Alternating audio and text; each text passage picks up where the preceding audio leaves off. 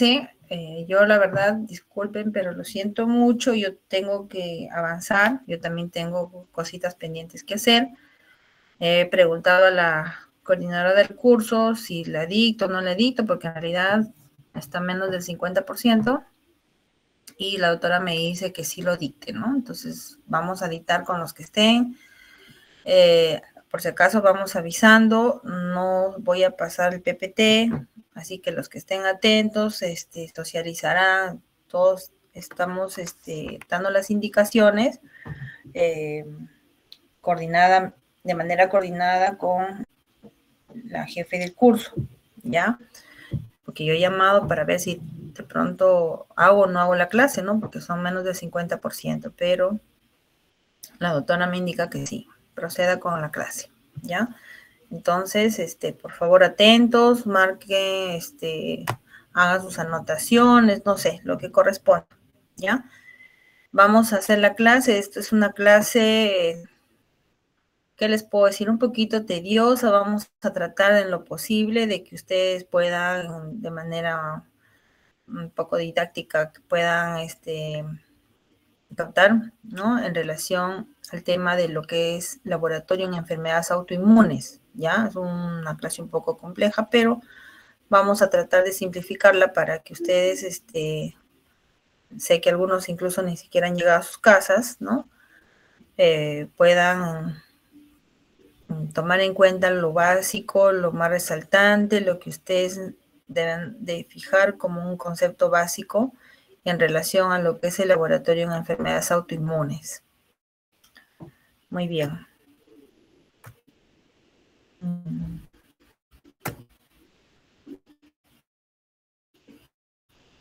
Uy, no me deja. No me deja avanzar. A ver si con esto. No.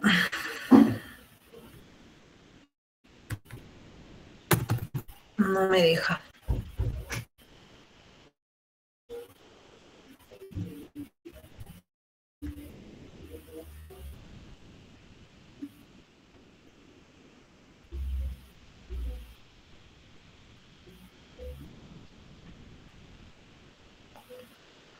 Ya no me deja.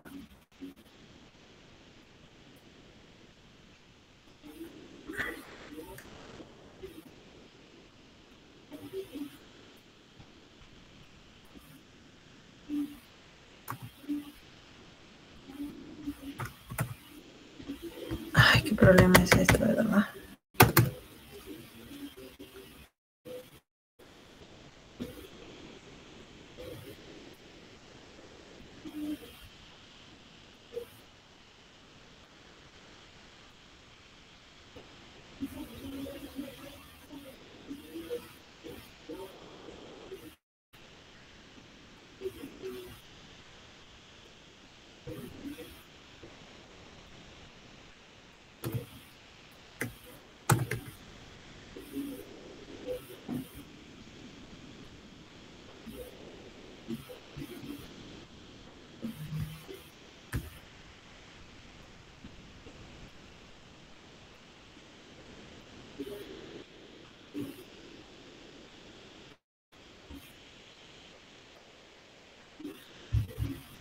Bueno, ven ahí, jóvenes.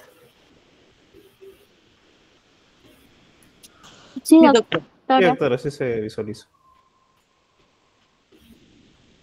La verdad no sé por qué motivo no puedo, no me deja, el problema es que así no van a poder ver, pues, pero tampoco me deja avanzar, qué raro. A ver, voy a salir un momentito, ¿ya? Estaba comentando, bueno, en esta tarde la clase está relacionada a lo que es el laboratorio en enfermedades autoinmunes. El objetivo de esta clase, bueno, es conocer las generalidades del diagnóstico del laboratorio en las enfermedades autoinmunes y conocer las pruebas disponibles para el diagnóstico, su uso e interpretación. Para esto nosotros, y bueno, sobre todo ustedes que están empezando y están avanzando en el tema clínico, tenemos que saber qué cosa viene a ser y cómo es que nosotros nos vamos a proyectar hacia lo que es el laboratorio de enfermedades autoinmunes. Tenemos que saber qué cosa es un sistema, qué cosa es el sistema inmunológico, qué cosas son las enfermedades autoinmunes, ¿no? Entonces, es esa manera de un repaso, porque ya ustedes también eso lo han visto. El sistema inmunológico es un mecanismo de defensa tan complejo como potente. Su función primaria es defender el cuerpo de agentes patógenos, defiende al organismo frente a invasión de sustancias extrañas, ¿no es cierto? Sí, eso es lo primero que tenemos que saber. Entonces, para eso nosotros tenemos un sistema inmunológico. Prácticamente viene a ser nuestro mecanismo de defensa natural, ¿no? Es nuestro mecanismo de defensa natural. Por lo tanto, la enfermedad autoinmune viene a ser pues el trastorno que afecta el sistema, este sistema inmunológico, y condiciona pues respuestas anormales frente a estructuras propias, o sea, finalmente van a generar un daño tisular. Nosotros mismos vamos a generar nuestro propio daño, ¿no? ¿Por qué? Porque nuestro sistema, que es nuestro mecanismo de defensa, va a estar afectado, ¿no? Entonces, esas son, en esos se fija el concepto de lo que son las enfermedades autoinmunes. Muy bien. Las causas de estas enfermedades autoinmunes aún no se sabe, no se comprende completamente y solamente se cree pues que hay una predisposición genética, ¿no? O sea, es decir, hay una combinación entre lo que es los factores genéticos y los factores ambientales. El factor genético predispone, ¿no? Es como cuando nosotros decimos, sí, mi papá es diabético, entonces estamos predispuestos, ¿no? A tener esa enfermedad, predispuestos, ¿no? Porque ya el papá o algún familiar tiene alguna enfermedad. Pero no todos por ejemplo, no todos los que tenemos papás diabéticos vamos a ser diabéticos, ¿no? Entonces, obviamente estamos predispuestos. ¿Y cuándo vamos a poder de pronto desencadenar la enfermedad?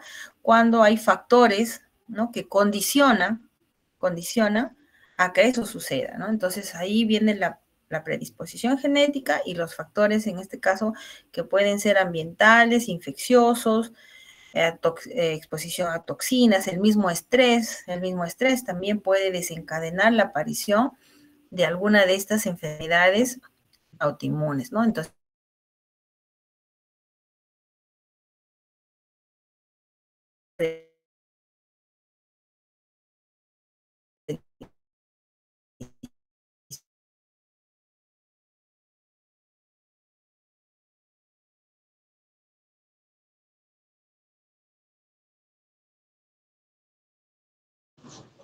Se fue la voz, doctora.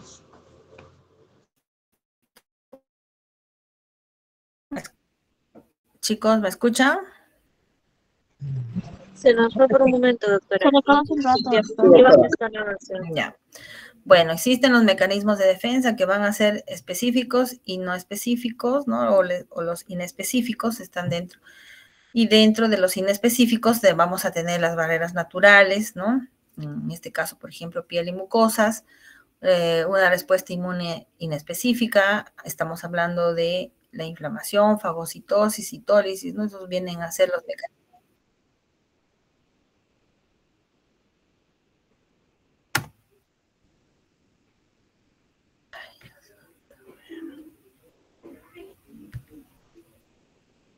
¿En qué vamos? Doctora, estamos viendo la carátula y ahí por momentos avanza, pero por rato se me hizo trabajo. Pero creo que es su internet que está fallando. Ay, tal vez, no creo. Bueno, acá me sale que todas las antenitas están bien. Muy bien. Bueno, hablamos del sistema inmunológico, la enfermedad autoinmune, hablamos de las causas, ¿no? Que exactamente hasta ahora son un poco desconocidas. Se cree que es un tema de predisposición genética y factores ambientales. ¿Eso están viendo? Ahora sí, doctora.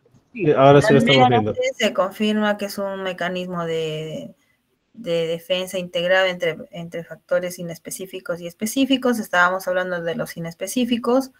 Entre ellos están las barreras naturales naturales, piel y mucosa, respuesta inmune inespecífica, la inflamación, la fagocitosis y la citólisis, ¿no? Todo eso integra. Y dentro de los mecanismos de defensa específicos tenemos la respuesta inmune específica, que es la humoral y la celular. No sé si está pasando ahí o no. ¿Pasó? Está en el cuadro. Ya. Entre las enfermedades autoinmunes, bueno, creo que ahí vamos a hacer en la presentación. Ya cuando sean las letras más pequeñas las voy a proyectar. Dentro de las enfermedades autoinmunes, estas pueden clasificarse las que son órganos específicos, ¿no? Que afectan específicamente un órgano, ¿no? Son autoanticuerpos que afectan un órgano de manera específica. Las enfermedades órgano específicas con autoanticuerpos no órgano específicos, o sea, si bien es cierto, afectan un órgano, pero los anticuerpos no son órgano específicos. Y las enfermedades no órgano específicas o sistémicas, ¿no? En este caso, por ejemplo, hablamos de lupus, ¿no? Que afecta a todo el sistema, ¿no? Muy bien.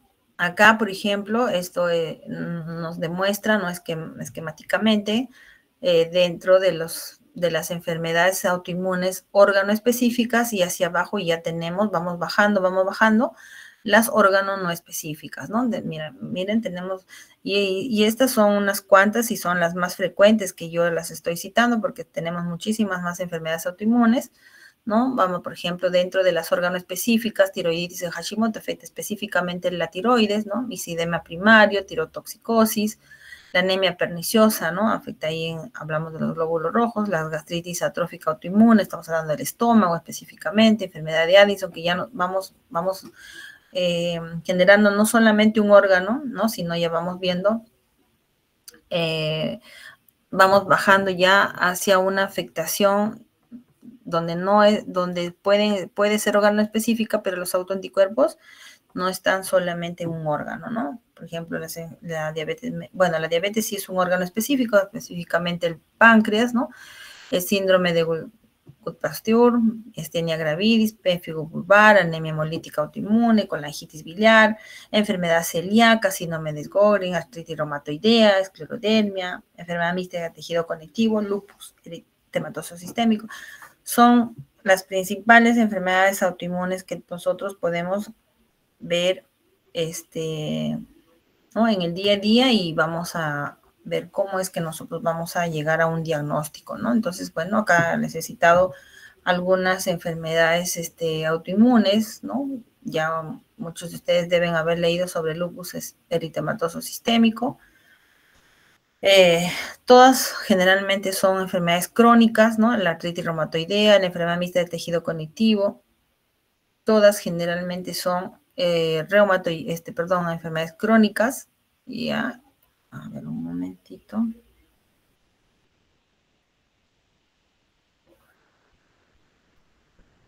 Y bueno, dependiendo de dónde se presentan, van a tener afectación, ¿no? En el caso del lupus eritematoso sistémico, hemos dicho que coge pues a nivel de múltiples órganos y sistemas, ¿no?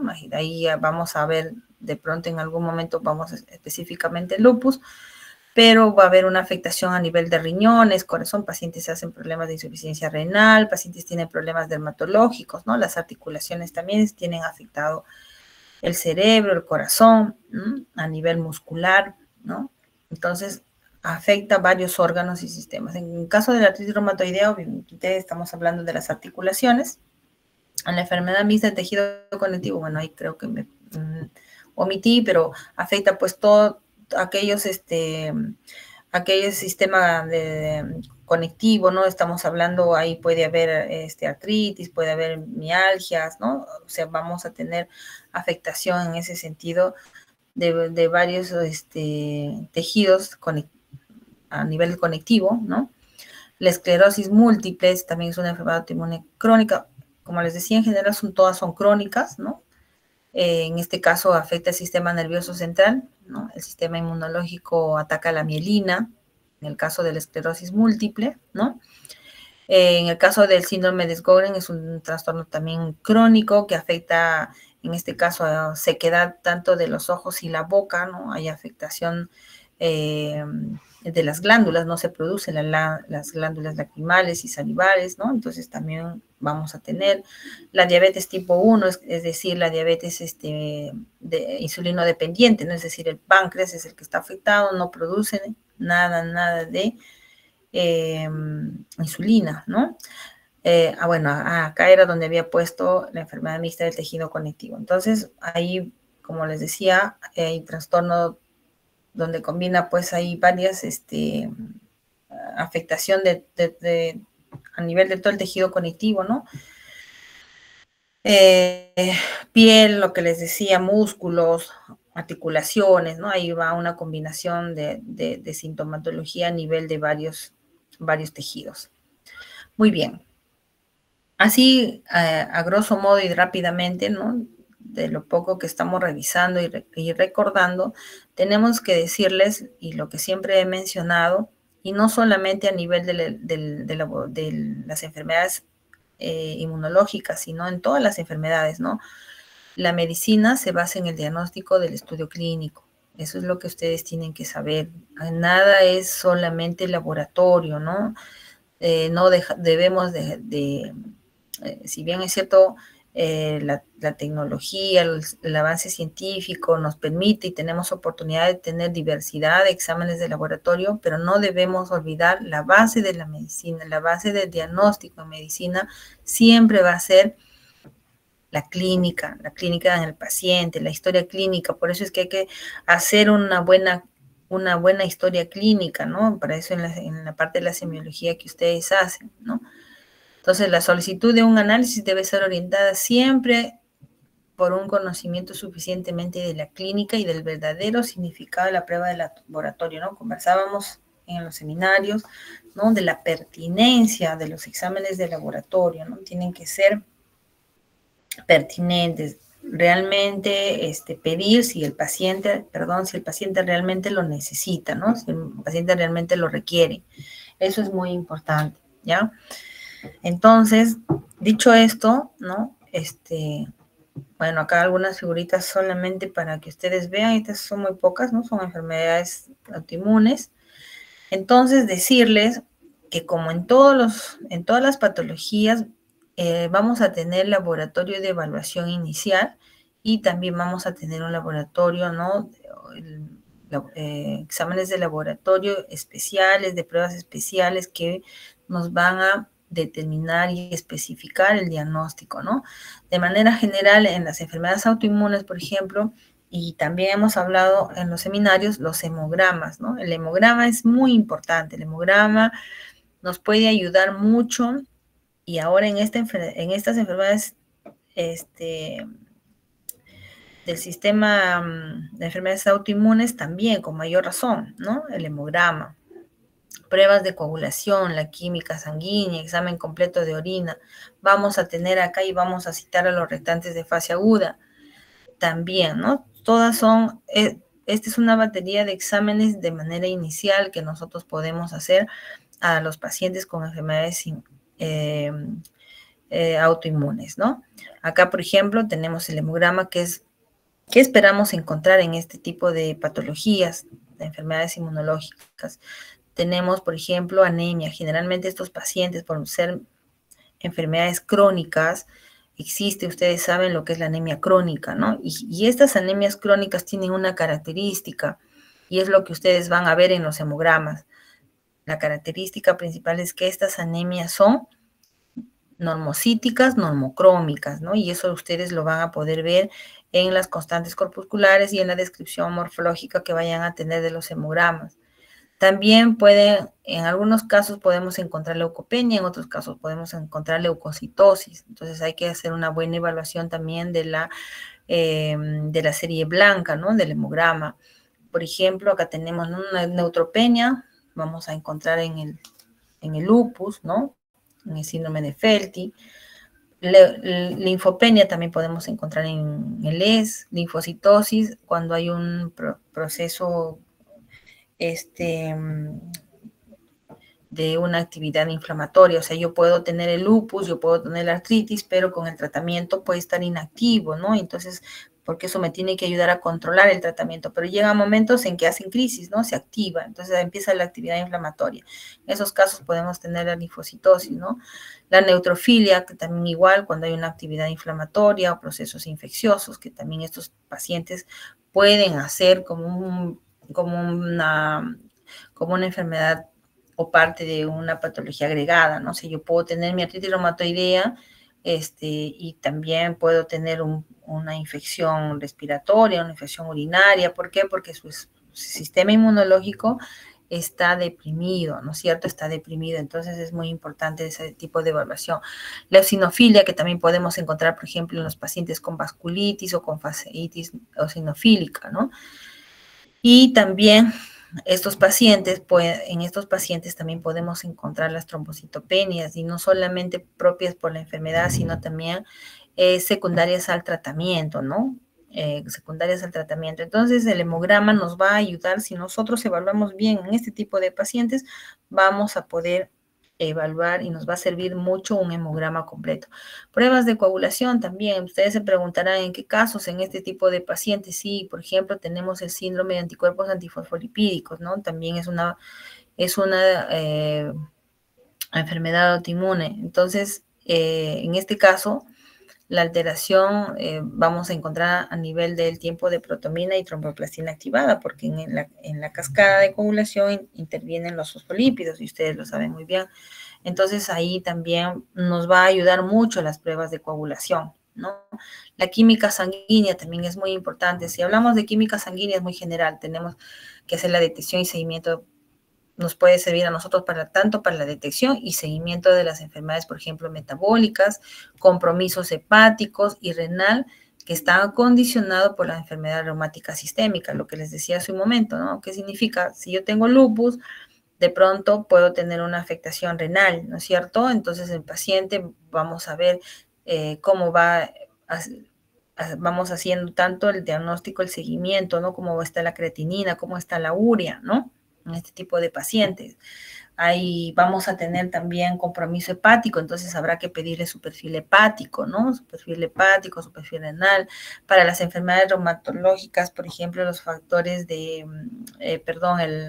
los retantes de fase aguda, que está dentro de la química sanguínea, ¿no? Entonces hay que solicitarle su PCR, su factor reumatoideo, y eso está dentro de la química sanguínea, ¿no? Entonces sí nos ayuda tanto la detección y seguimiento de estas enfermedades.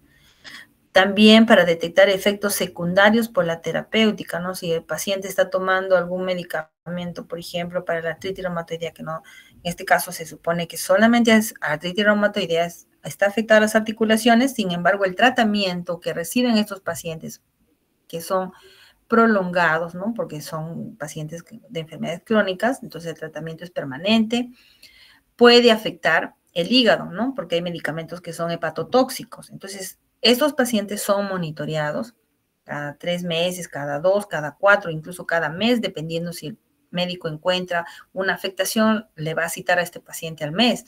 Pero si el paciente está yendo muy bien con su tratamiento, le va a citar a los 3, 4 meses. Pero cuando le cita para ese control, ese monitoreo, le va a pedir porque no vaya a tener algún efecto, ¿no? O de pronto el paciente viene porque tiene una afectación secundaria al tratamiento. Entonces también hay que hacerle su química sanguínea, ¿no? Las enzimas, en la química sanguínea también se contempla a las enzimas musculares, aquellos pacientes que tienen problemas de miopatía inflamatoria, ¿no? En estos casos, por ejemplo, solicitamos el TGO, TGP, el CK. Entonces, también nos ayuda mucho la química sanguínea. El examen completo de orina también, ¿no? Ayuda a valorar el daño renal, los cuales pueden también estar relacionados pues a este tipo de enfermedades sistémicas, ¿no? Podemos evaluar también proteinuria, hematuria, ¿no? Sangre en la orina, proteínas en orina cuando hay una afectación renal. En el sedimento también, ¿no? Podemos encontrar en casos, por ejemplo, en el sedimento podemos encontrar los cilindros, los cristales, ¿no? En casos de glomerulonefritis, la nefritis intersticial, ¿no? También ahí nos ayuda una buena evaluación del examen completo de orina. Y también igual por efectos secundarios a la terapéutica empleada, ¿no? Reactantes de fase aguda también, y les mencionaba que también son pruebas de laboratorio que pedimos de manera inicial. ¿Qué cosas son los reactantes de fase aguda? Son proteínas que sufren cambios en procesos inflamatorios y estos pueden aumentar como pueden disminuir, ¿no? Hay algunas proteínas, algunos reactantes que pueden aumentar, como por ejemplo la proteína C reactiva. Muchos ya deben haber escuchado, la proteína C reactiva es un reactante de fase aguda. Y en otros casos podemos tener a este tipo de proteínas disminuidas, como por ejemplo prolactoglobina, ¿no? Entonces, la respuesta de estos reactantes de fase aguda puede ser o aumenta o disminuye, ¿no? Y son proporcionales a la gravedad de la respuesta inflamatoria. O sea, si tengo mayor proceso inflamatorio, o sea, si mi proceso inflamatorio es severo, va a ser mayor, ¿no? La cantidad o la dosificación de estos reactantes de fase aguda, ¿no? Por ejemplo, nosotros consideramos, y son los más frecuentes que utilizamos en este tipo de pacientes, la velocidad de sedimentación globular y la proteína C reactiva, ¿no? Son los marcadores que actualmente es más utilizados en la práctica clínica. Ustedes deben haber escuchado, no se vayan a equivocar. No es volumen corpuscular medio, es velocidad de sedimentación globular, ¿ya? Entonces es un reactante de fase aguda, igual que la proteína C reactiva. También estamos usando la procalcitonina como un marcador en infecciones, por ejemplo, bacterianas, y nos ayudan mucho para el descarte, ¿no?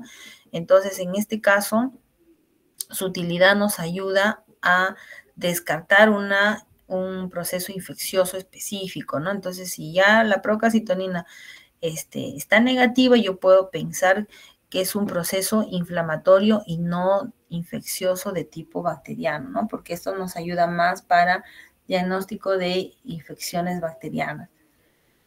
Se viene utilizando bastante porque muchas veces el paciente puede venir con todo un proceso inflamatorio y no sabemos si es que vaya a tener una causa o un origen infeccioso, un bacteriano, ¿no? Entonces, con la procalcitonina vamos a descartar esa posibilidad. ¿Está claro, jóvenes? No sé si están ahí. Sí, doctora, sí estamos. Sí, doctora, estamos acá. Ya, espero que sí. Muy bien. Dentro de los reactantes de fase aguda es muy importante. Yo les he mencionado que la velocidad de sedimentación, que la proteína C reactiva, la procalcitonina, y existen otros, ¿no? Muchos otros que ahí lo van a leer en el cuadrito. Sin embargo, lo más importante de esto es saber los tiempos. Así como hemos repasado y han leído sobre los marcadores cardíacos, ¿no? Que la mioglobina es la más rápida, ¿no? Es la que se eleva más precoz, que el CPK, las troponinas, muy parecido es esto, ¿no? La velocidad de sedimentación, ¿en qué momento se empieza a elevar? ¿Cuánto tiempo va a permanecer elevado la velocidad de sedimentación, ¿no? Generalmente se eleva dentro de las 24 o 48 horas de iniciado el proceso inflamatorio, ¿no? Y, por ejemplo, la velocidad, pues, disminuye lentamente, ¿no? Entonces, acá entre 10, 15 días vamos a encontrar una disminución en el caso de la mejora del cuadro, ¿no? Inflamatorio, ¿ya? La proteína C reactiva, en cambio, es más rápida. La proteína C reactiva, ya casi a las 12, 24 horas ya alcanza, ¿no?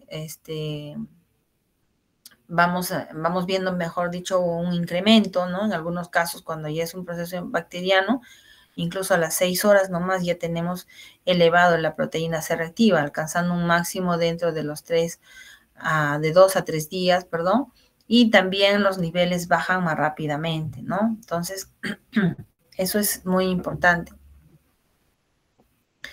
Luego también tenemos la procalcitonina que les mencioné, acá se detecta dentro de las 3 a 4 horas, es mucho más rápido, pero les decía, esto se eleva solamente en casos de procesos infecciosos bacterianos, ¿no? O sea, si no está elevado es porque descartaba el proceso infeccioso bacteriano, ¿no? Entonces eso es lo que quiere decirnos esto.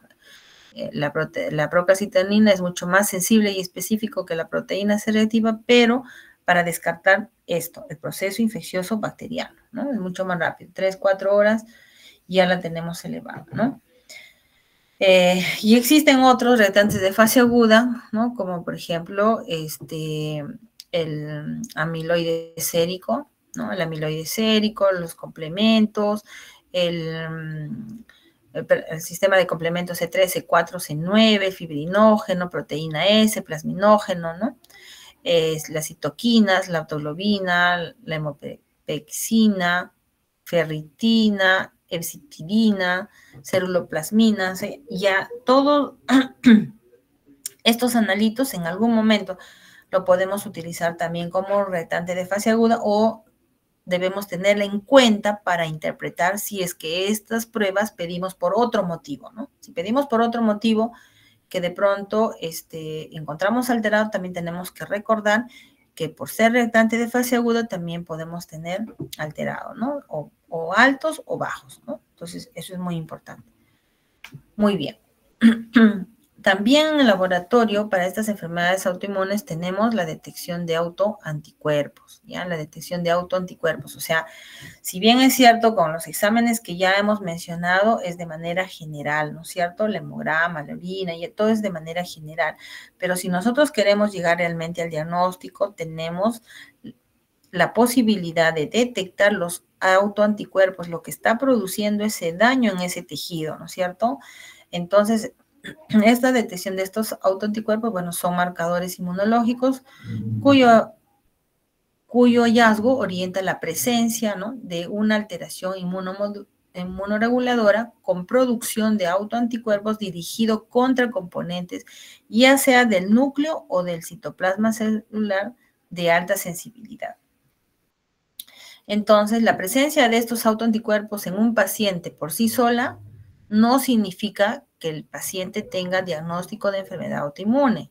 Siempre tiene que estar acompañado del cuadro clínico, por favor. Por eso yo remarqué, porque estos exámenes o estas pruebas de detección de autoanticuerpos no tienen son altamente sensibles, más no específicos. Entonces, el hecho de que a mí me salga positiva la prueba no necesariamente es que el paciente tenga la enfermedad. Vuelvo a decir, ¿por qué? Porque siempre tiene que ir relacionado, acompañado al cuadro clínico de mi paciente, ¿ya? Eso tiene que quedar bien claro. De los anticuerpos identificados, solo algunos tienen importancia también en el diagnóstico de enfermedades y a estos se les considera pues marcadores serológicos, ¿no? Estos son los tipos de anticuerpos que vamos a tener la oportunidad de identificar en el laboratorio. Aquellos que van a identificar a los antígenos que están localizados en el núcleo, ¿no? Que son los anticuerpos antinucleares. Tenemos los anticuerpos antiantígenos nucleares extraíbles, que son los CENAs. También tenemos los anticuerpos anticitoplasma, que son los ANCA, anticuerpos antiantígenos de citoplasma y anticuerpos antiantígenos de membrana. ¿Ya? Son dos tipos en los ANCA.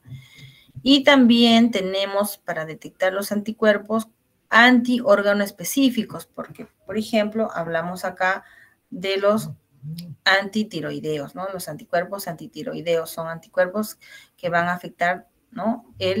En este caso, órgano específico afectan la tiroides, ¿no? Entonces, tenemos la oportunidad de identificar estos anticuerpos, ¿ya? Entonces, vamos a tener estos anticuerpos, es la clasificación, los tipos de anticuerpos que nosotros vamos a detectar.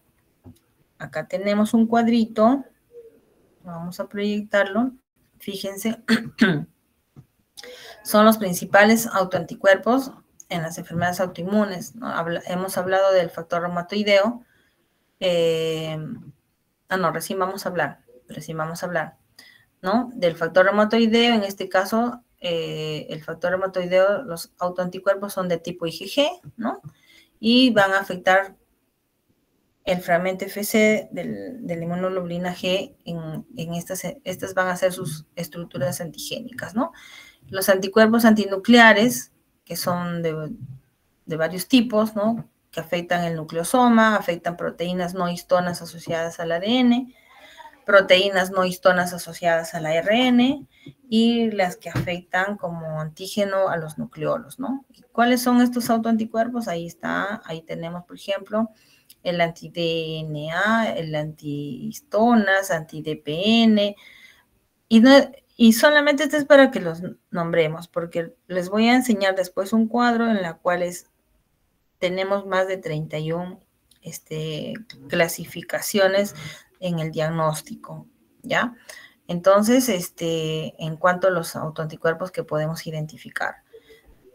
Lo principal es, tenemos del grupo de factor reumatoideo, anticuerpos antinucleares, anticuerpos anticitoplasma del neutrófilo, que son los ANCAs, los anticuerpos antifosfolípidos, ¿no?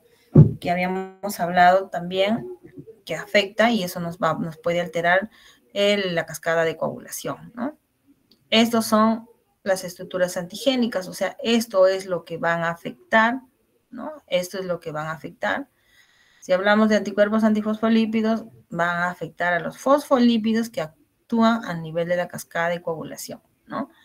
Los anticuerpos anticitoplasma del neutrófilo van a afectar los gránulos azurófilos de los neutrófilos. Y así, estos son las estructuras antigénicas que afectan. Y en la otra columna tenemos los autoanticuerpos específicos, ¿no? En este caso, y ya les decía, vamos a encontrar muchos más.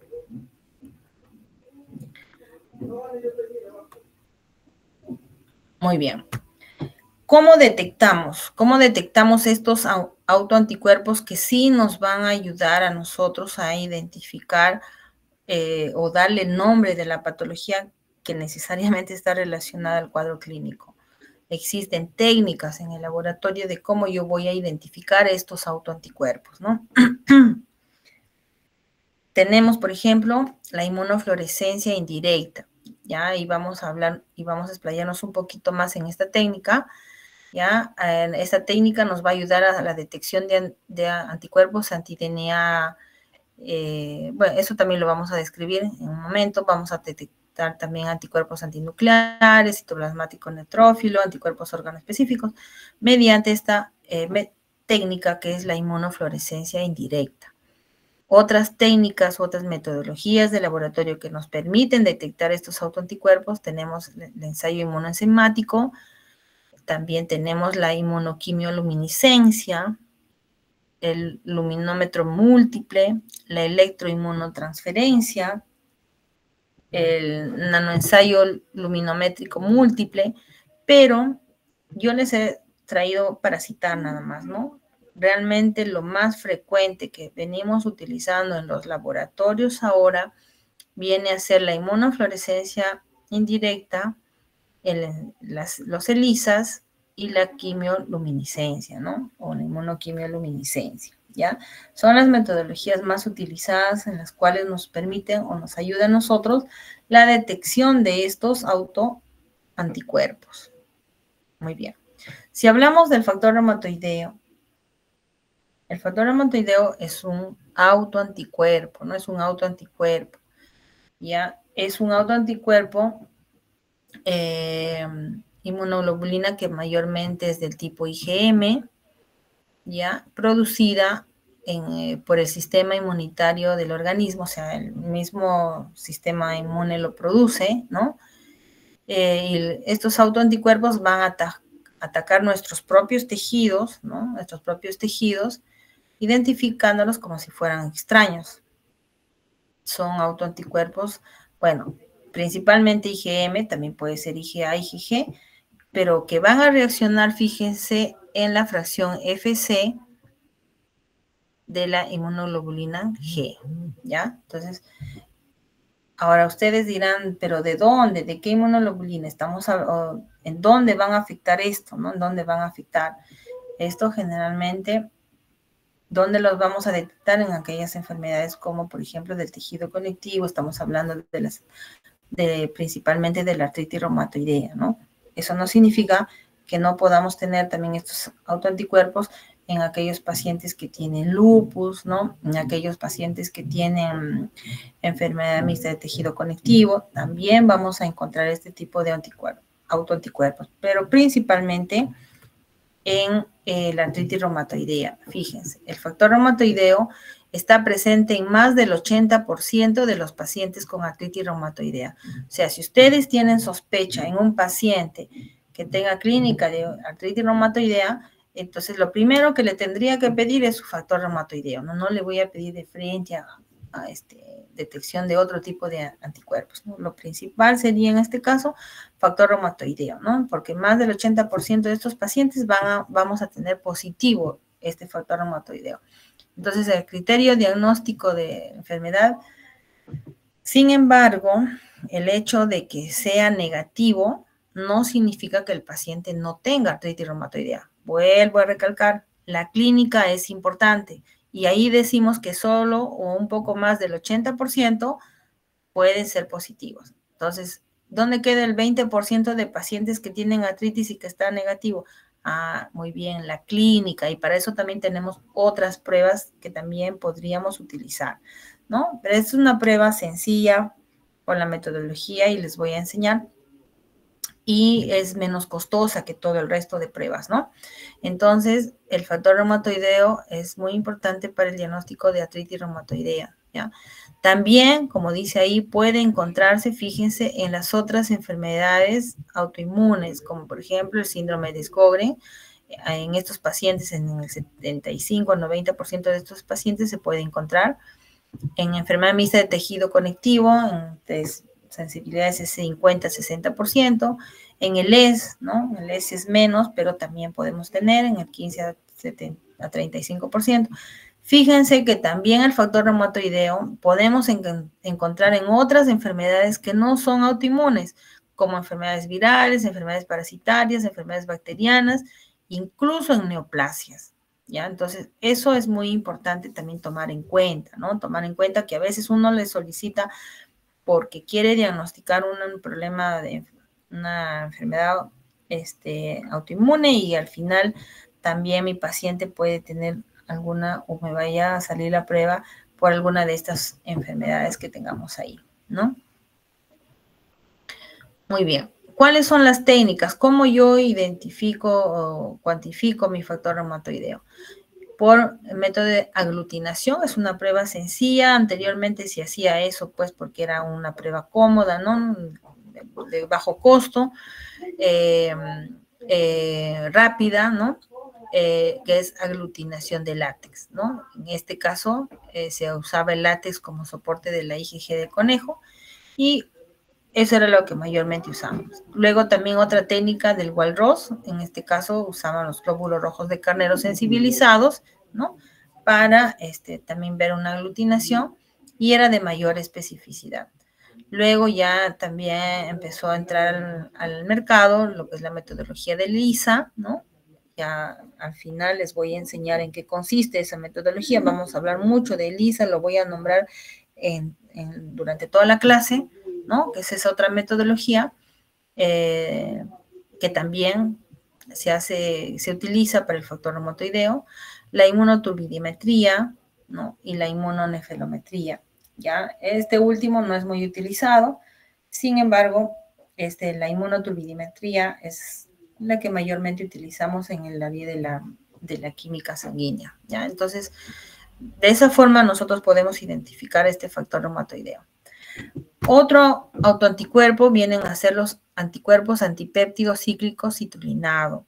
Esto no tiene mucho tiempo, pero sí, miren, fíjense, como les dije, ¿no? Cada vez vamos avanzando con la tecnología, la ciencia que nos permite hacer diagnósticos oportunos, y en este caso, este anticuerpo péptido cíclico citrulinado Son anticuerpos producidos por células plasmáticas contra proteínas citrulinadas de la sinovial inflamada. Entonces, ¿dónde encontramos? ¿En qué pacientes vamos a encontrar? En aquellos pacientes que tienen artritis reumatoidea, ¿no? Entonces son altamente específicos. Si yo tengo un factor reumatoideo negativo y tengo alta sospecha por la clínica, le puedo solicitar anticuerpo antipéptido cíclico citrulinado, ¿ya? Entonces, en aquellos pacientes para el diagnóstico de artritis reumatoidea.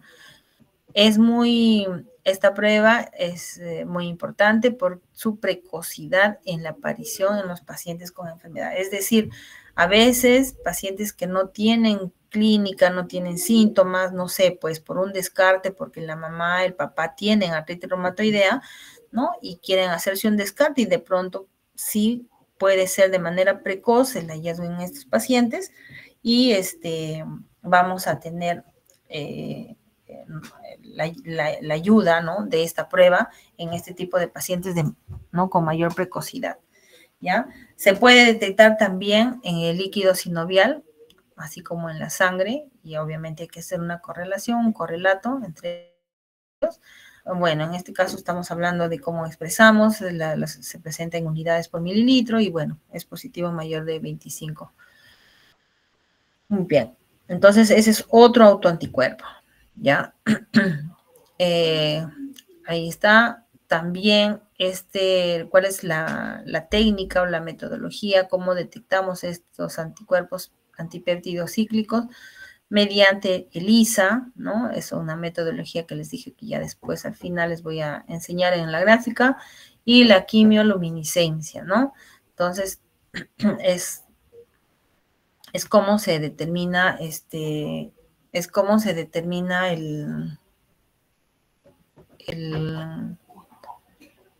¿cómo se llama? A ver, espérenme un momentito. Ya, entonces, ese es otro anticuerpo. Los anticuerpos antinucleares, ya deben haber escuchado. Estos son otros anticuerpos o otros autoanticuerpos que están dirigidos contra antígenos del núcleo celular y está asociado a enfermedades autoinmunes sistémicas, como por ejemplo lupus eritematoso sistémico, esclerodermia, síndrome de Sjögren, entre otros. Incluso también nos podemos tener positividad en pacientes con artritis reumatoidea, ¿no? Pero generalmente es para enfermedades sistémicas, ¿ya? Entonces, estos son otro tipo de autoanticuerpos.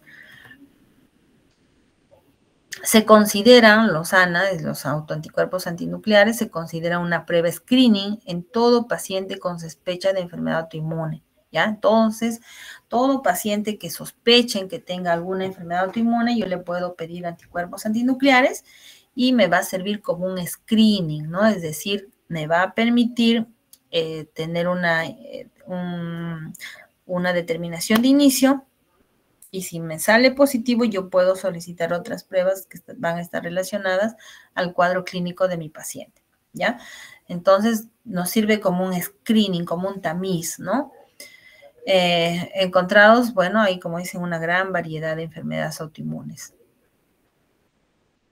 El ANA positivo, bien, dice ahí, obliga a investigar específicamente el sistema responsable, lo que les decía hace un momento, ¿no? O sea, si a mí me sale positivo, tengo que hacer otras pruebas que estén dirigidas a lo que yo estoy sospechando clínicamente en mi paciente, ¿no?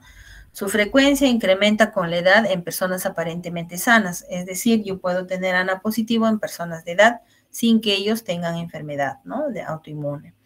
Pueden estar presentes en otras enfermedades, como por ejemplo, fíjense, la endocarditis bacteriana y la lepra, en enfermedades hepáticas como hepatitis crónica autoinmune y en cirrosis biliar primaria, ¿no? También ahí podemos encontrar ANA positivo. Entonces, hay que tener en cuenta y no descartar esa posibilidad.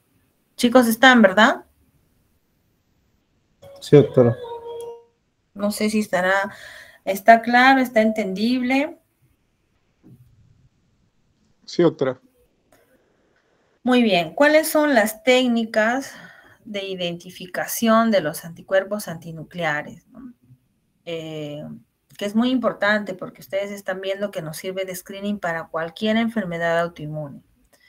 La técnica, y les mencionaba cuando hablábamos de todas las técnicas en general, estaban mencionando la técnica de la inmunofluorescencia indirecta, ¿no? En caso de los anticuerpos antinucleares, es el método de referencia llamado para nosotros el gol estándar, ¿no? Para nosotros ese es el gol estándar. No hay otra prueba que quizás nos pueda ayudar más que esta, ¿no?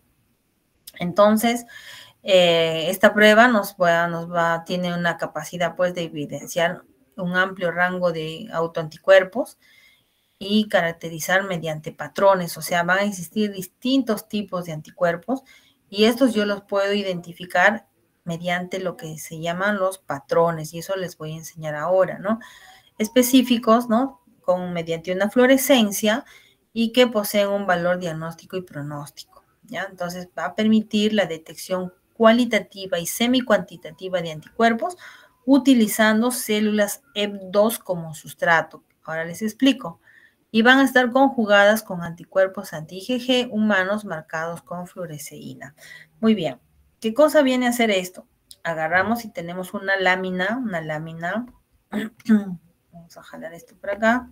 Acá tenemos una lámina, es como si fuera una lámina portaobjeto, ¿ya? Va a estar revestida de estas células EP2, ¿no? Células de hígado de ratón, ¿ya? Estas células EP2, que vienen a ser, actúan como los antígenos, ¿no es cierto? Y acá vamos a tener estas células que tienen núcleo y citoplasma. ¿Alguien abrió su micro? Chicos.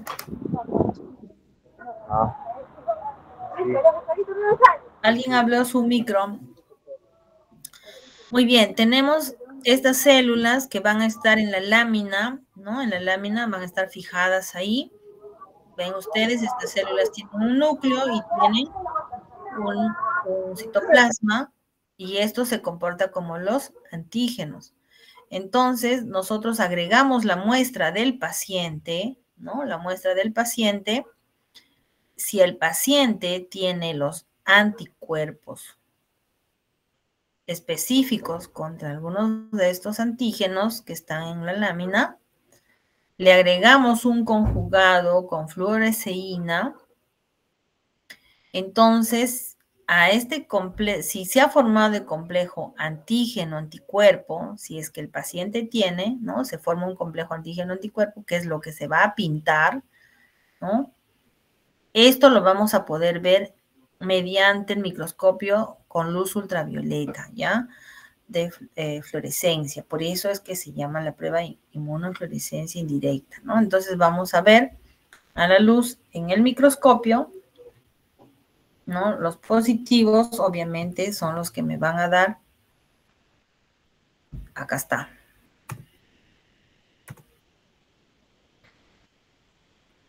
Acá está. Ven, ¿verdad? ¿Están viendo las láminas, jóvenes? Sí, se ve, doctora, que ha avanzado a la nomenclatura tradicional. No, esta. Ah, ya, sí. Entonces, bueno, antes de que vean la nomenclatura tradicional. Entonces, acá tenemos, por ejemplo, lo que yo les decía, esto ya lo vemos al microscopio, pero ya les enseñé, ¿no es cierto?, cómo es que hacemos en el laboratorio. Tenemos una lámina donde va a tener las células, agregamos la muestra del paciente y si se forma un complejo antígeno-anticuerpo con el sustrato y la fluoresceína, va a pintar y podemos ver en el microscopio, ¿no?, de inmunofluorescencia. Si yo no veo esta fluorescencia, obviamente va a ser negativo, pero acá sí estoy viendo fluorescencia. Por ejemplo, estos son los patrones. Yo les hablaba de patrones, o sea, no es un solo patrón que voy a ver. Yo puedo identificar, ¿no?, de acuerdo a la patología. Este es un citoplasmático porque todo ¿no? Ustedes ven la fluorescencia en el citoplasma. Este es un nucleolar, ¿no?, que estamos hablando a nivel del nucleolo, ¿no? Esto es una identificación de un patrón mitótico, ¿ya? Cuando la célula está en mitosis, ¿no? Y este es un nuclear homogéneo, por ejemplo, ¿no? Todo de manera homogénea, toda la célula, ¿no? Pintó con la fluorescencia, ¿no? Entonces, esos vienen a ser los patrones, ¿ya? Los patrones de la nomenclatura tradicional. Se basa en estos 4 y de acá se desprenden una serie de patrones más. ¿Y para qué nos sirven los patrones? Los patrones nos ayudan a definir el nombre de la patología, ¿no? Por ejemplo, yo puedo decir, esto es lupus, esto es una vasculitis, esto es un Sjögren, esto es una poliomielitis, ¿no? De estos 4 patrones, se van a desprender varios patrones más que lo vamos a ver ahora. A ver. Esto es, ¿no? O sea, si hablamos nosotros de los patrones, y en lo que les he mencionado y lo que han visto en las láminas, ¿no? Estos son los de la nomenclatura tradicional. Sin embargo, ahora ya tenemos unos patrones estandarizados y clasificados por el Comité Internacional sobre Patrones de ANA, que es llamado el ICAP, ¿ya? Este Comité Internacional de Patrones ya estandarizó patrones y, como les decía, han descrito 31 a la fecha y los tienen codificados de AC0, que son los negativos, hasta AC31. Esto es en la nomenclatura ICAP. Acá tenemos lo que ustedes ya han visto, los patrones de nomenclatura tradicional, y acá fíjense, este es un cuadro donde tiene ya la nomenclatura de los patrones ICAP, ¿no? Acá hace una comparación y una equivalencia. Hablamos de los 4 patrones de los cuales se desprenden, ¿no? Se desprenden los demás patrones, ¿no? Y el ICAP les ha dado una nomenclatura, ¿no? Un código por el cual nosotros describimos. Pero cada uno de estos nos va a indicar, ¿no? Como vamos a ver ahora, nos va a indicar una patología. Bueno, estos vienen a ser los mismos de los patrones del listado. Acá tenemos, fíjense, estos son, si hablamos de patrones citoplasmáticos, acá tenemos, ¿no? Los descritos dentro de lo que somos citoplasmáticos. Acá tenemos la variedad de los citoplasmáticos, ¿no? Entonces, cada uno, como les vuelvo a decir, nos orienta a una enfermedad autoinmune.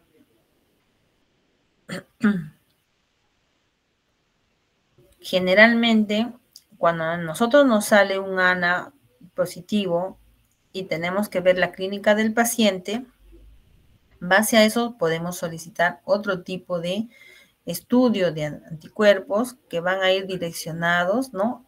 Ya a la patología específica, ¿ya? También, así como tenemos anticuerpos antinucleares, o sea, es decir, que van a identificar y se van a direccionar hacia la parte de los anticuerpos nucleares, también tenemos anticuerpos anticitoplasma del neutrófilo, ¿no? En este caso hablamos del ANCA, estos son otro tipo de autoanticuerpos. Se van a dirigir contra la enzima de los gránulos citoplasmáticos de los neutrófilos. En este caso, principalmente la proteinasa 3, ¿no? Que le decimos el PR3, y la mieloperoxidasa, ¿no? Ustedes saben que son esos son los gránulos que conforman o que tienen los neutrófilos, ¿no? Entonces, contra esos gránulos también vamos a tener en algunas patologías se puede presentar estos autoanticuerpos, ¿no? Y acá tenemos, por ejemplo, que es muy importante para el diagnóstico de las vasculitis sistémicas, ¿ya? Este tipo de autoanticuerpos.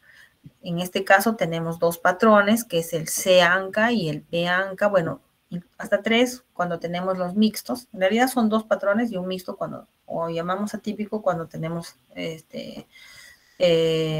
no corresponde ni al C ni al P-ANCA, ¿no? Son 2 patrones que tenemos en el caso del ANCA, el C-ANCA para el diagnóstico y evolución, por ejemplo, de la granulomatosis de Wegener, ¿no? En este caso es muy sensible, tiene hasta un 90% que se puede detectar en este tipo de pacientes. El P-ANCA en el 80% de pacientes con glomerulonefritis necrotizante con o sin vasculitis, perdón. ¿Ya? Entonces, esto por ejemplo, este tipo de autoanticuerpos tenemos en esas patologías. Las técnicas para identificar estos autoanticuerpos ANCA también es la inmunofluorescencia, ¿no? Acá tenemos, por ejemplo, los patrones que les mencioné, el P-ANCA y el C-ANCA, ¿ya? Fíjense, así lo identificamos, tiene el mismo proceso en la parte técnica, igual que los ANAS, y también otra metodología para el diagnóstico de estos autoanticuerpos, para la determinación, no diagnóstico, la determinación también es el ELISA, ¿no? El ELISA también confirma y especifica el anticuerpo. En este caso, igual que la inmunofluorescencia, ¿no? Otro autoanticuerpo importante, ¿no? Cuando hay una alta sospecha de lupus eritematoso sistémico, me sale mi ANA, es anticuerpo antinuclear positivo. Entonces yo puedo sospechar que sí, pues mi paciente tiene clínica de lupus, entonces yo quiero ser mucho más específico con el diagnóstico, le voy a pedir un anti-DNA. Estos son anticuerpos frente a estructuras del ácido desoxirribonucleico, que es el ADN. Existen dos tipos también de estos anticuerpos, que viene a ser el DNA nativo o de doble cadena, que son de tipo IgG, y aparecen en algún momento de la enfermedad con una prevalencia del 99%, miren, en el es bien alto, ¿no? Entonces, por eso, esta prueba, este examen nos ayuda a nosotros a definir y a dar el diagnóstico de lupus eritematoso, ¿no? También es parte del criterio diagnóstico que utiliza la Asociación Americana de Reumatología, ¿no? Para el diagnóstico del ES, ¿no? Es un criterio diagnóstico. El anti-DNA desnaturalizado de cadena sencilla, generalmente es de anticuerpos IgM, ¿no? Y este puede presentarse en personas sanas, no necesariamente en pacientes con lupus, sino también en personas sanas, y por lo tanto no es muy útil para seguimiento, ¿no? Entonces son esos dos tipos de anticuerpos anti-DNA, y vuelvo a repetir, son muy frecuentes en el ES, ¿no? También pueden estar asociados a otras enfermedades autoinmunes y también al ES inducido por fármacos, ¿no? De laboratorio para identificar o confirmar el anti-DNA, también tenemos la inmunofluorescencia.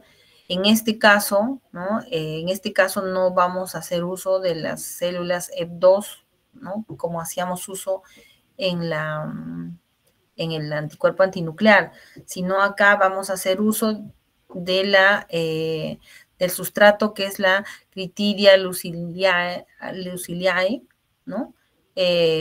Para la detección de este anti-DNA, tanto de doble cadena como de la cadena sencilla, ¿no?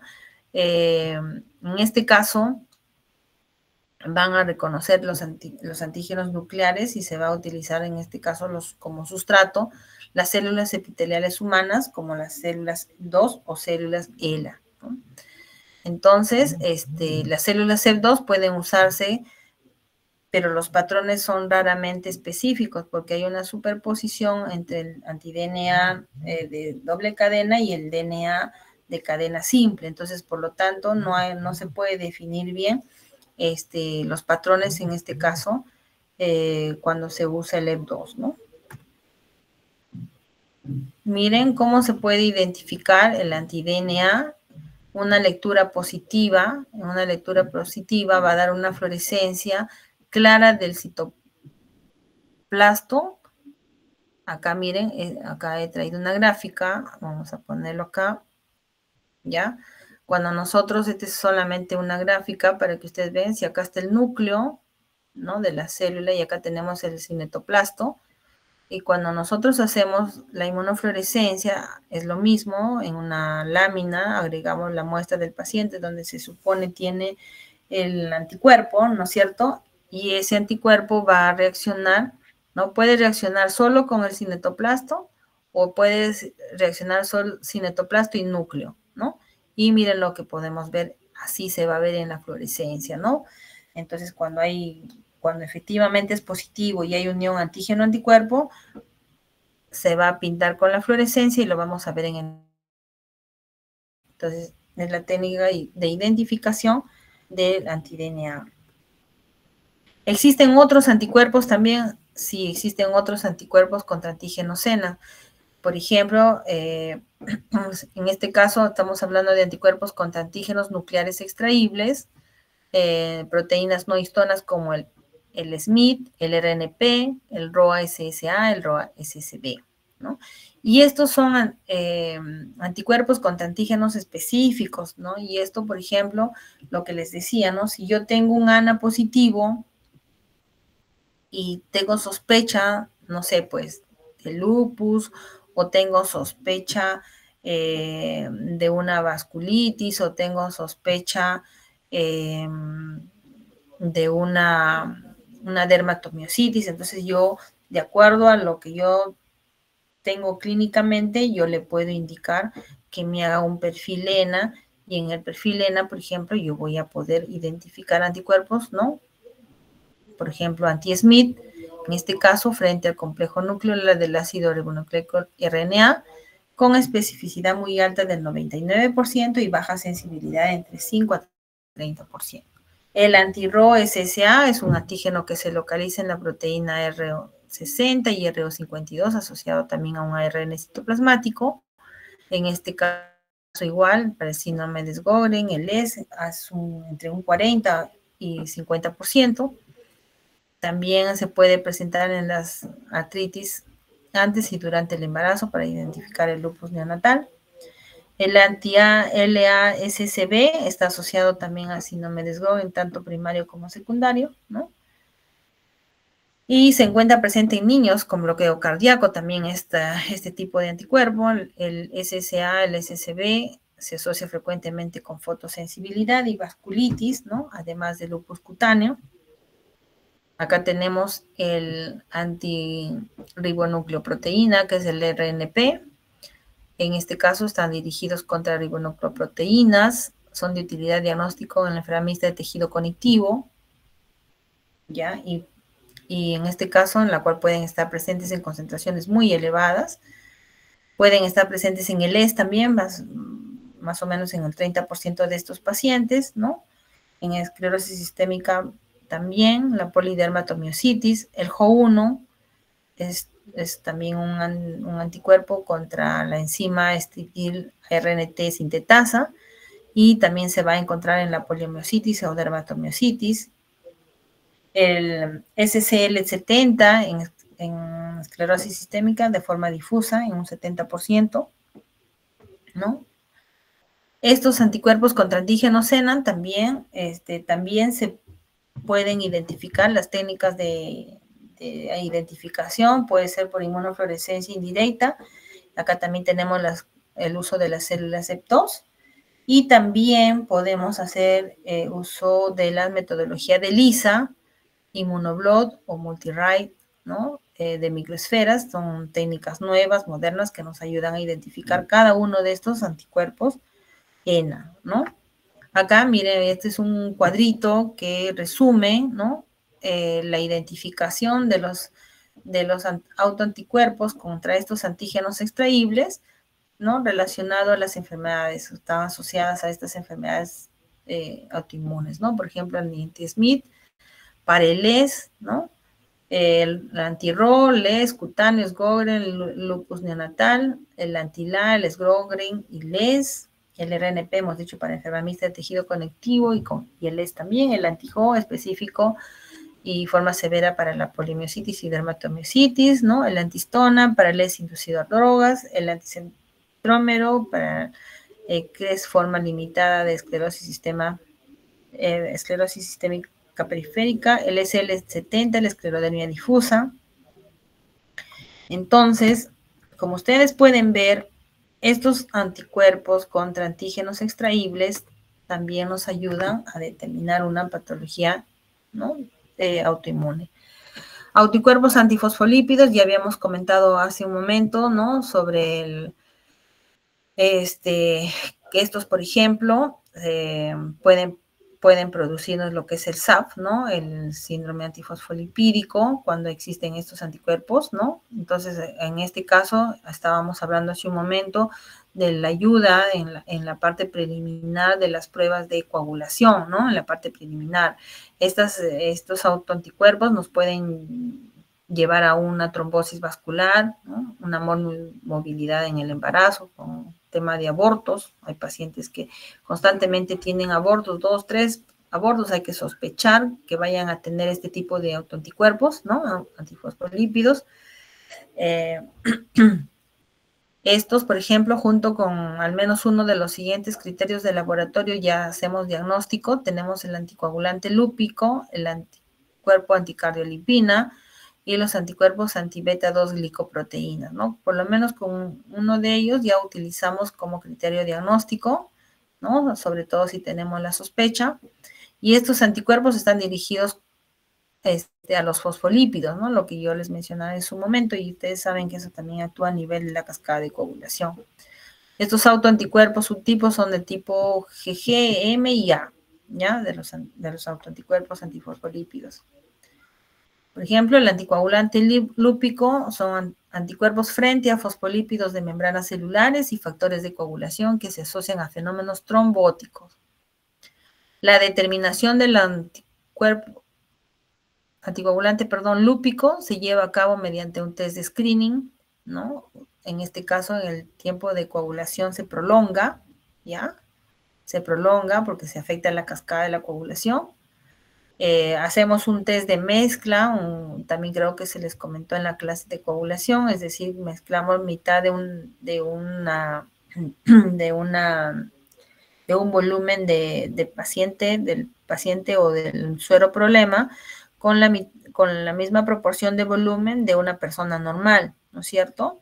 Si corrige, hemos dicho que es un déficit de factor de coagulación, pero si no corrige puede deberse a este tipo de autoanticuerpos, ¿no? Porque si no corrige es porque no es una falta de factor de coagulación, sino algo está afectando a ello. Y también se utiliza como un test de confirmación de que el inhibidor es el fosfolípido dependiente. Anticuerpo anticardiolipina, también son anticuerpos antifosfolípidos que están dirigidos específicamente frente a la cardiolipina. Son criterios diagnósticos también del SAF, ¿no? Positivo en el 80%. La determinación por ELISA, es decir, también por ELISA, también podemos determinar y determinamos los isotipos IgG y IgM y son responsables de la falsa positividad de las pruebas serológicas de sífilis, ¿no? Entonces hay pacientes que tienen el SAF, ¿no? El síndrome antifosfolipídico o el lupus y vamos a tener positivo el BDRL o el RPR que se hace para el sífilis, pero es porque se debe a este tipo de anticuerpos anticardiolipina que van a tener este tipo de pacientes. Los anticuerpos beta 2 glicoproteínas se unen a la 2 beta glicoproteína 1 de las placas de ELISA, esto se determina mediante el ELISA, y en ausencia de fosfolípidos cardiolipina. También son criterios diagnósticos de SAF, pero en este caso solo un 55%, y se determina también por ELISA mediante la IgM y la IgG, ¿no? Bien, entonces estos son los anticuerpos o autoanticuerpos, ¿no? Entonces generalmente la metodología utilizada es la inmunofluorescencia y la metodología de ELISA. Esta técnica de ELISA en cualquiera de estos autoanticuerpos, ¿no? Acá está una gráfica, es la más sensible, detecta menor cantidad, obviamente sí, detecta menor cantidad de anticuerpos, ¿no? De acuerdo a los antígenos que vamos a tener en las plaquitas, ¿no? Hace un momento cuando hablábamos de la inmunofluorescencia, hablábamos de una lámina, ¿no? La lámina portaobjeto, que en la lámina tenían las células, ¿no? Y era lo que trabajábamos como antígeno y en el suero del paciente teníamos los anticuerpos. Acá vamos a tener en la placa, o sea, acá no es una lámina portaobjeto, son como unos pocitos, ¿no? Como unos pocitos donde nosotros vamos a tener en cada pocito vamos a tener los antígenos y está determinados ciertos antígenos, o sea, no es que vayamos a tener pues todos los antígenos que podamos identificar. Generalmente cuando uno compra el reactivo va a ir determinando qué antígenos, que son los más frecuentes, que no logramos determinar en el laboratorio, eso es lo que se pueda comprar, y en los pocitos van a estar pues esos antígenos, ¿no? Los más frecuentes, los más posibles a utilizar. Luego agregamos el suero del paciente donde suponemos que están los anticuerpos, ¿no? Es la misma, prácticamente la misma que la inmunofluorescencia, sino que acá no se usa láminas, sino pocitos.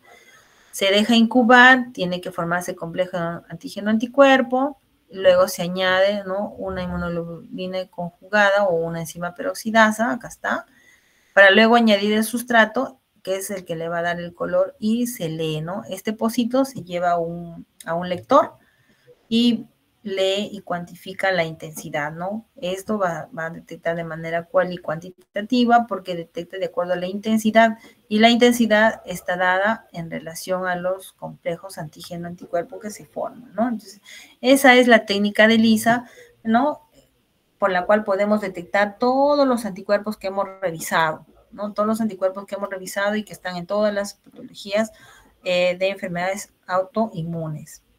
¿Está claro, jóvenes?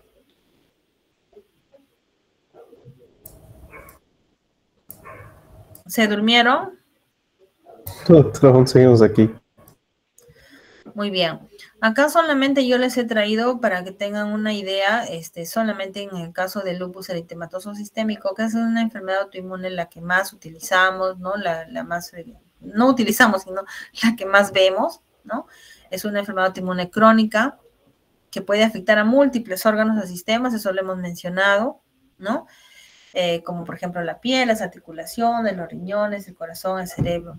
Los síntomas varían considerablemente de una persona a otra y pueden incluir incluso fatiga extrema, erupciones cutáneas, dolor articular, fiebre, inflamación y daño. Fíjense, y daño en órganos internos. Habíamos mencionado en relación a la etiopatogenia de las enfermedades autoinmunes que hay que tener una predisposición genética, ¿no? Y existen otros factores que condicionan a que uno pueda desencadenar la enfermedad. En este caso podemos hablar de factores, por ejemplo, hormonales, ambientales. ¿Y por qué decimos hormonales? Porque generalmente es más frecuente el lupus en las mujeres que en los varones, ¿no es cierto? Es más frecuente en las mujeres que en los varones. Y eso es lo que ustedes tienen que saber y siempre es importante, y por eso yo les traía acá una revisión, porque es importante la evaluación del cuadro clínico del paciente, ¿no? La clínica del paciente es muy importante. Hay que hacer una evaluación, ver, por ejemplo, las manifestaciones clínicas, ¿no?, que me puedan orientar qué es lo que vaya a tener mi paciente, ¿no? En el caso de las manifestaciones clínicas, por ejemplo, de lupus eritematoso sistémico, hablamos de síntomas más comunes, ¿no? Por ejemplo, sistémicos tenemos la fiebre, la fotosensibilidad, hay pacientes que nos manifiestan eso, ¿no? Pueden tener alteraciones o úlceras tanto en la boca, en la nariz, es decir, una afectación de las mucosas, ¿no? A nivel de músculo vamos a tener dolores musculares, pacientes se quejan de dolores musculares, puede quejarse de dolores articulares, ¿no? Puede haber dentro de las alteraciones psicológicas, vamos a tener cansancio, pérdida del apetito, ¿no? Vamos a tener, y es característico, el eritema malar, ¿no? Ustedes deben haber visto ya y hagan sus revisiones, el eritema malar, y ya prácticamente eso ya el paciente viene y nos dice ya tengo lupus, ¿no? A nivel de la pleura puede haber una inflamación, por eso estos pacientes pueden hacer pleuritis, ¿no? O derrames pleurales. A nivel del pericardio también, o sea, a nivel de todas las membranas, o sea, pericardio, pleura, ¿no? A nivel vascular también, ¿no? De la circulación periférica también podemos tener algunas afectaciones. Entonces, lo primero es identificar el cuadro clínico en el paciente. Siempre es importante eso, sacar la anamnesis, hacer una evaluación clínica exhaustiva en el paciente para que nosotros podamos tener una idea del cuadro clínico porque tenemos criterios diagnósticos. Yo les había hablado, ¿no? Que existen, y así hay en la gran mayoría de las enfermedades autoinmunes, hay criterios diagnósticos sistémico. Miren, tenemos estos criterios. Esta es la última revisión del 2019, ¿no? De EULAR, que es la Liga Europea contra el Reumatismo, ¿no? Es también igual, ¿cómo se llama? Un grupo, ¿no? Es una liga, pues es una liga, pero es europea, ¿no? Ellos ya vienen, perdón, estandarizando estos criterios y van haciendo sus revisiones de manera periódica, ¿no? Hemos tenido del 2012, luego ahora del 2019, me parece que ya pronto está por salir la del 2024. Entonces ellos nos ayudan a nosotros a establecer y estandarizar criterios diagnósticos, ¿no? Para poder ver no solamente el diagnóstico, sino la clasificación de lupus, ¿no? La clasificación. Entonces acá la clasificación se hace con 10 o más puntos, como dice así, si cumple o no los criterios de entrada. ¿Y qué es lo importante de esto? O sea, miren, acá yo les decía, ¿no? La parte clínica es muy importante.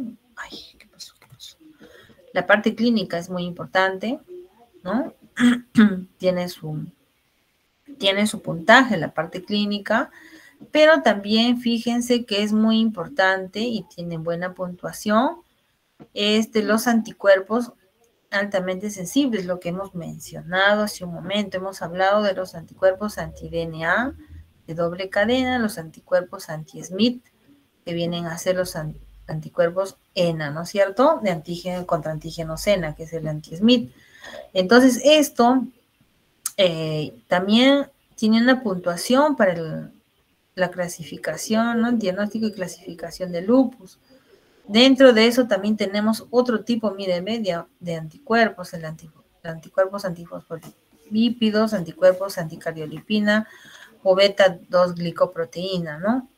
O anticoagulante lúpico. Cualquiera de estos anticuerpos, ¿no? Antifosfolípidos, también tenemos una puntuación. Esto dentro de lo que es la química clínica, que son los complementos, ¿no? Tanto 3 y 4, también tiene una puntuación. Entonces, si ustedes pueden ver, es parte, ¿no? Forma parte de los criterios diagnósticos y de clasificación de lupus, ¿no? Entonces, eso es muy importante. Por eso es importante, va de la mano, saber que va de la mano con la parte clínica, ¿no es cierto? Y bueno, acá es más o menos de donde se ha hecho la revisión de toda la nomenclatura y los criterios diagnósticos. Muy bien. Eso sería en relación a la clase. No sé si tienen alguna pregunta. ¿Quieren aportar, decir algo, mencionar algo? Jóvenes.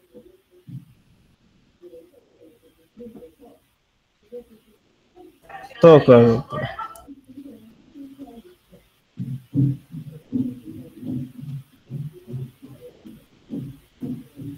Por favor, ¿me pueden pasar la lista de asistencia?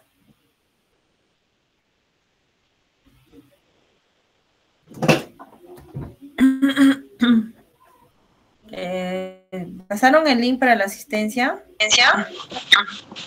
No lo he visto, doctora. Uy, alguien me ofreció.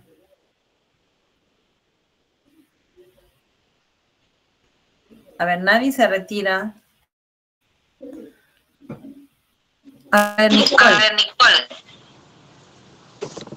¿Nicole está?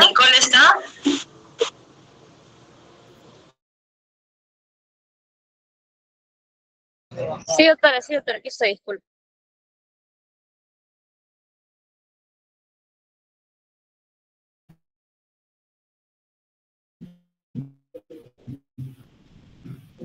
Nicole, ¿no está Nicole?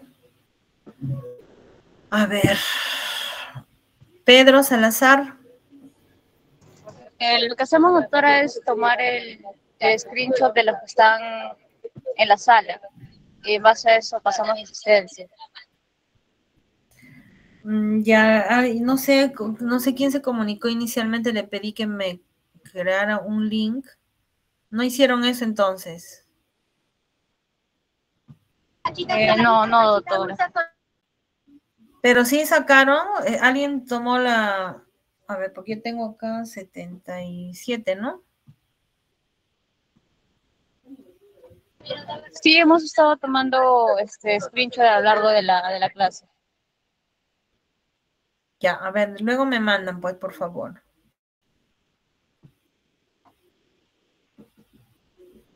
¿Está bien? Jóvenes.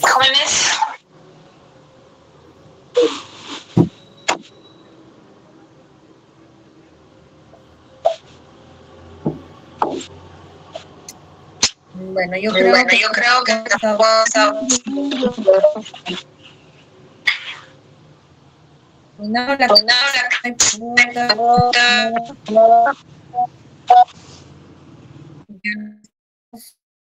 en otro momento.